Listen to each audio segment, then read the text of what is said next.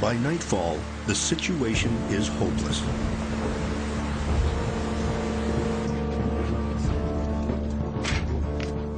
When the French commander offers terms for surrender, Washington signs the soggy document. Unable to read French, he relies on a Dutch officer to translate. It turns out that Jumonville's brother is taking a sweet revenge. Washington doesn't learn until later that the document includes a confession to the assassination of Ensign Jumonville.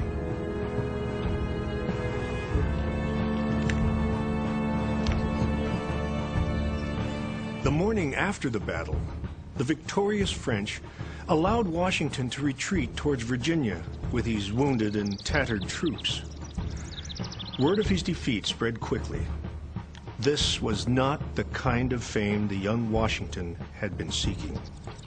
The date, oddly enough, was the 4th of July, 1754.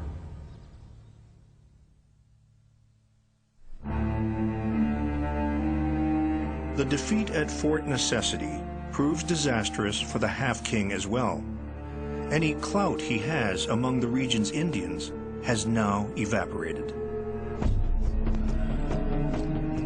Within months, the Half-King is dead.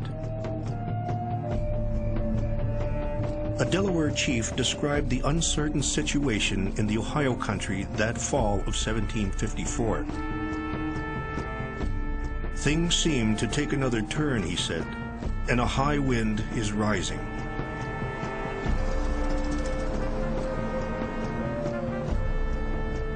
As war clouds gather, the powerful Iroquois League ponders its strategy.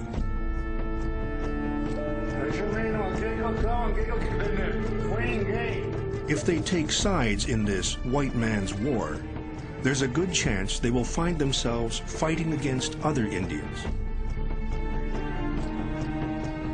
But if they remain neutral, there's also the chance either France or Britain will take possession of the Ohio country. And if that happens, the Iroquois could end up with nothing at all.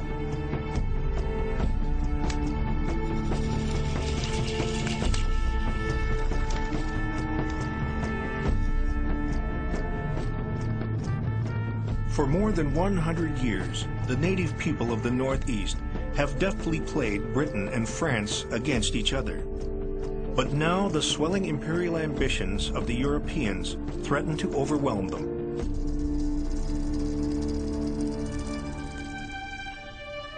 Across the Atlantic, in the Palace of Versailles, Louis XV and his ministers spend the winter of 1755 preparing to defend their North American interests. By the time the ice has melted on the St. Lawrence River, 1,800 French troops have been deployed to Canada.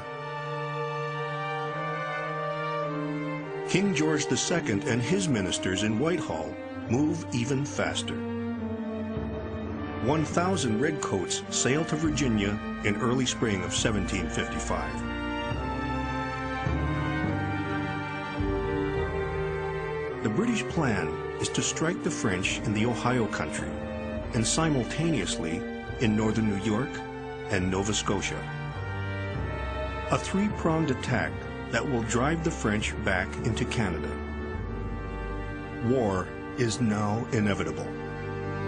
First, the troops I have the honor to command will take Fort Duquesne and thereby remove the French from the forks of the Ohio. Second, it's an audacious strategy, in keeping with the commander-in-chief sent by London to carry it out. General Edward Braddock, a politically connected career officer with little battlefield experience. Once we have secured this important post, we shall proceed to Niagara, if the season will permit. And I suppose it will, for this Duquesne can hardly detain me above 3 or 4 days. Fort Duquesne, Braddock's first objective, is held by the French and their Indian allies. It stands guard at the crucial forks, controlling all traffic through the Ohio country. To assault it is an ambitious plan.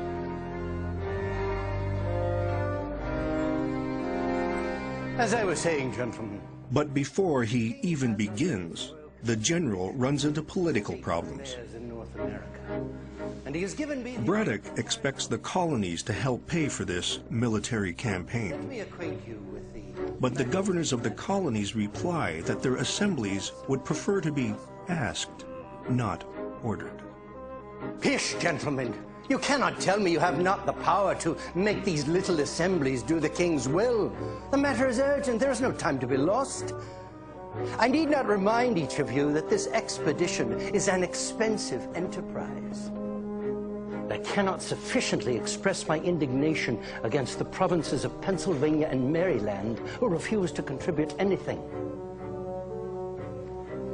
As for the Indians, these savages may indeed be a formidable enemy to raw American militia, but it is impossible they should make any impression against disciplined troops.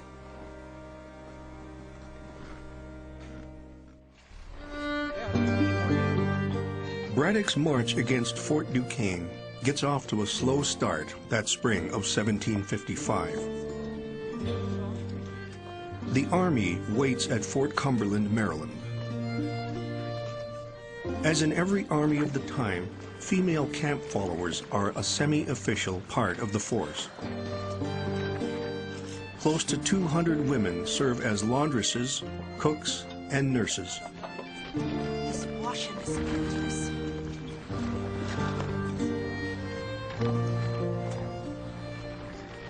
Betsy, when your husband's regiment went into battle, was you ever frightened?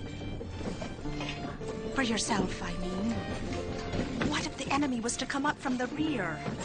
The truth say I never was with the troops in an actual battle. But I shouldn't worry about anything like that here.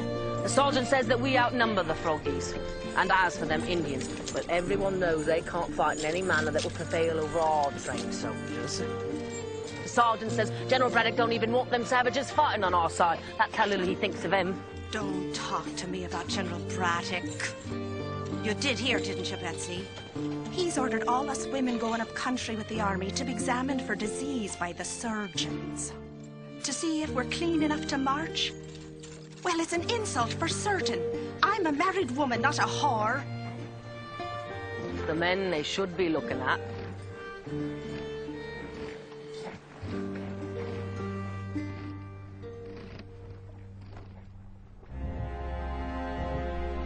I have to say, this time I hope you'll be suitably impressed. General Braddock names George Washington one of his chief aides. Though it's not an official British commission, Washington jumps at the opportunity to serve alongside the highest-ranking British officer on the continent. The men are looking very good indeed. Yes, sir. The general orders daily parade ground exercises to keep discipline sharp. Charge your bayonets! Rest your bayonets!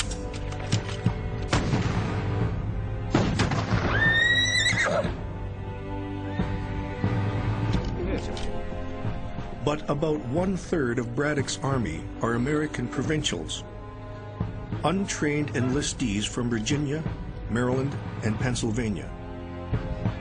Braddock pronounces them very indifferent men.